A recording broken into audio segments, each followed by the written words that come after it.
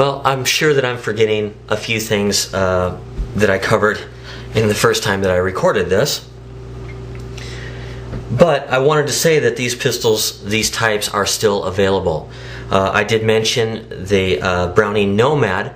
I do not own a Nomad, but it's very similar to this. The main difference is that it came with black plastic grips instead of hand-checkered walnut, I believe these are. And it does not have a slide stop lever here. And it does not have a cutout,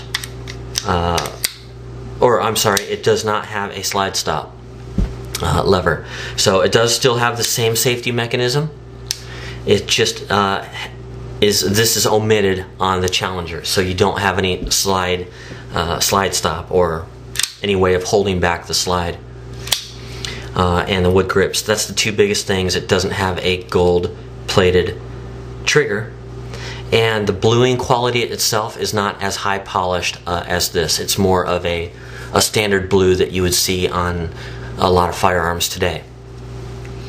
So these are available. You can pick up a Browning Challenger in very nice condition today for around $400. And you can pick out a cream of the crop Challenger that's like new or in this condition for about $650.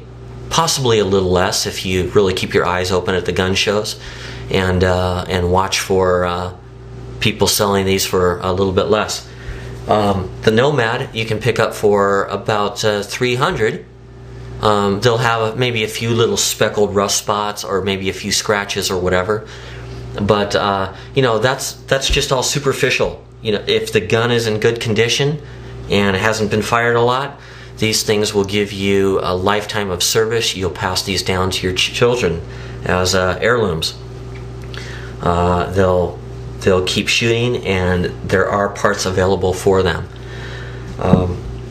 Same thing with the Medalist here. The Medalist you can get into for about $800 starting area, or starting price, I should say. And you can go all the way up to $1,300 or $1,400 depending on the year and the condition. So just a few flaws on a Medalist, you know, 2 or 3 scratches and a dent or two in the wood can knock it down from a $1,300 pistol to a $1,000 pistol. Likewise, if it has a few rust spots on it or has wear around the muzzle, which is very typical because this is a very sharp edge here, and that's usually one of the first places that they show wear.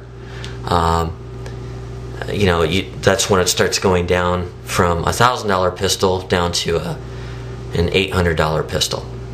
But yeah, that's again, that's very expensive, you know, especially in this kind of an economy.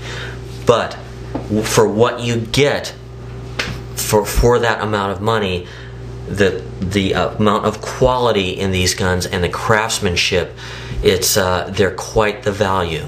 So I would urge you guys, if you're just looking for something different, go have a look and see what you can get. Look at the Colt Woodsman. Look at the high standards.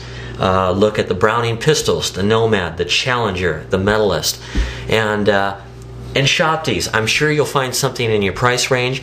You'll have something that's very unique. You'll have something that's special. You know, it's already 30, 40 years old. And you'll have something, you know, a real pride of ownership type of thing there that you're not going to go to the range and see 10 other ones. These are fun. These are very enjoyable to pass along to other shooters that have never experienced this type of gun, the way they feel when you fire them. And people get a big smile on their face when they handle these guns and when they shoot them. You know, obviously it takes a person who's going to appreciate that and who understands what goes into making firearms. And you know, a lot of people that know what a Glock is today won't understand what it is about these guns. You know, a Glock is tactical. If they're tactical heads and that's it, they're not going to get this. But if you're the kind of person who gets this, if you're the kind of person who appreciates older things that were made with a lot of skill skill and craftsmanship, you should really check out some of these older 22 pistols. As more people take an interest in this stuff, these guns will slowly disappear over time. You know, I watched this happen with a lot of old guns, a lot of the old surplus guns. Totally different topic, of course, but a lot of the old Enfields, the number 3s and number 4 Enfields, and you know, that market dried up. That will happen to these eventually. So if you like this kind of stuff, take a look at it, go research it, and before you buy, do your homework. And on a quick ending side note, I just wanted to show you, I stopped by McDonald's tonight and ordered a couple of apple pies, and they said, would you like cherry? So back is the cherry pie. I don't know if that's been the case where you live, but out here I haven't been able to buy a McDonald's cherry pie for I don't know, at least 6 or 8 years.